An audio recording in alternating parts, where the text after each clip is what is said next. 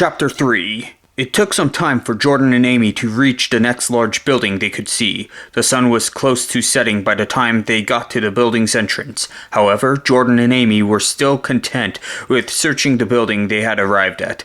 The walls of the building appeared to be deteriorating, yet still holding strong. The entrance to the building was large in size, allowing easy access.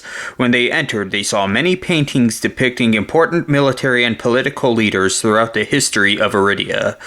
There were also statues that were left unfinished. These statues appeared to resemble those who were in the paintings in the same building. It was clear that the progress of the statues was halted due to the great destruction of Iridia that took place 200 years ago. "This must be an art gallery," Jordan said, observing his surroundings in the building.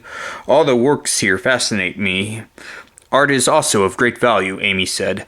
"I don't think we'll be able to take anything from this gallery, unfortunately. The statues are unfinished and too heavy. As for the paintings, it would require both of us to carry out even one. We can't risk the paintings being damaged. If they were to become damaged, they would lose value. Perhaps there is something smaller we could take from this gallery." Jordan and Amy looked around the gallery for a few minutes in search of something they could take with them. It was clear that they could not find anything they could take out of the gallery easily. Every piece of art was of great size. "It looks like we'll have to leave this building empty-handed," Jordan said. "Even if we wanted to take something from this art gallery, we would not have an easy time taking anything." "It is true," Amy replied, "but remember, our main priority in Iridia is to find the Sapphire Desire. Any other treasures we find may help us. We want to make sure we find treasure that will make us rich. However, the Sapphire Desire is the one treasure that will grant our wish to become rich for the rest of our lives." "But how will we know when we have found it?" Jordan asked Amy. "For all we know, the Sapphire Desire could be any sapphire here in Iridia." "I'm sure we'll know what it looks like when we actually see it," Amy answered. "Trust me on this one, Jordan. It has to look unique from all other sapphires in this kingdom, or any other we've ever seen in our lives. We will find it. Once we do, Amy was interrupted from a loud roar that could be heard from outside. "What was that?" Jordan exclaimed. Jordan and Amy looked outside of the entranceway and saw a beast that looked similar to a rhinoceros. It was medium-sized, had 4 horns on its forehead, its skin was scaled, and its eyes were crimson red. It saw Jordan and Amy from the outside of the gallery. When it saw them, the beast charged at Jordan and Amy. Jordan and Amy got out of the way, causing the beast to hit one of the unfinished statues, destroying it immediately. Jordan and Amy fled the art gallery. "I thought the part of all the monsters in Iridia was just a myth," Amy said. "Apparently this monster really exists and it's after us." "Should we fight it?" Jordan asked. "Of course we should fight it," Amy answered. "If we don't, it will continue to chase us until we're dead." Jordan and Amy pulled out their weapons in anticipation for the monster's next attack. The monster charged at Jordan and Amy. Jordan and Amy dodged the attack by jumping to opposite sides from the monster. They tried to use their weapons on the monster's skin. However, the attacks ended up bouncing off the skin, essentially leaving the monster unharmed. The monster responded by using the side of its head to knock down Jordan. As Jordan fell to the ground, he lost grip of his sword. He tried picking up his sword as he rolled away from the monster. However, the monster had its heavy foot on the blade of the sword when Jordan rolled away, causing Jordan's sword to break. All Jordan was able to do now was run from any attacks the monster would unleash. Amy attempted to throw her spear as a javelin to impale the monster as Jordan was evading the monster's attacks. While it did successfully impale the side of the monster did not show any pain from the attack. Both Jordan and Amy were weaponless at this point.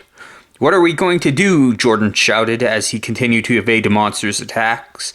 "Our weapons were useless against this monster. It's only a matter of time before we become dinner." I have an idea, Amy shouted back.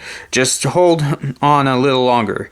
Amy went back into the art gallery and picked up some pieces of the unfinished statue the monster had destroyed earlier. She went back outside and started throwing the pieces of the destroyed statue at the monster. One of the pieces that hit an eye of the monster was enough to get the monster's attention. The monster charged at Amy as Amy entered the art gallery. She ran to the farthest wall she could reach, with the monster charging right behind her. At the last possible second, Amy jumped to the left side of the monster, causing the monster to run head-first into the wall. The strong impact caused the building to start collapsing. Amy knew she had to get out quickly, or else she would be buried underneath a mountain of rubble along with the monster. As she exited the art gallery, Amy dove the second the building collapsed.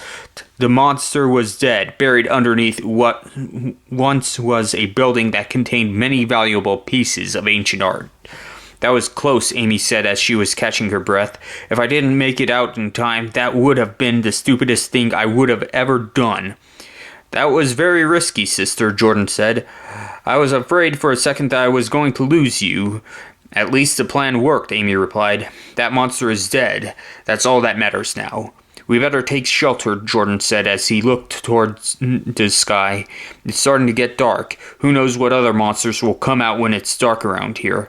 The sun had almost gone down completely when Jordan and Amy killed the monster. To make sure they did not encounter any more monsters, Jordan and Amy took shelter in a small building that was not easily visible. To their surprise, the building they entered contained many weapons such as swords, axes, spears, bows, and arrows. There were also shields and many pieces of body armor. The building they entered was a small storage depot of equipment used by those who fought for Iridia before it was destroyed. "Good thing we chose to enter this building," Jordan said as he took a sword. "I guess we got lucky after our weapons got destroyed." "This will save us some time and trouble," Amy said as she took a spear. "I was going to make finding new weapons a priority for tomorrow. However, it looks like we came across an armory or a barracks or some other place for soldiers to store their equipment." "So what do you think of Iridia so far?" Jordan asked Amy. "Now that I know that monsters actually exist, it's more dangerous than I originally thought," Amy answered. "I hope we don't run into any more monsters. As for the raiders, I'm still not sure why they only wanted to injure us and not kill us. That's something we need to find out from them the next time we run into one. Let's just hope things get easier for us from this point on," Jordan said. "If there are more powerful monsters or more skilled raiders out there, we're in big trouble." "Hopefully that will not be the case," Amy replied. "We should get some rest for now. We will worry about what's ahead of us tomorrow." Jordan and Amy went to sleep with their weapons close to them. They had experienced their first day in Iridia and were made well aware of how dangerous the Ruined Kingdom actually was.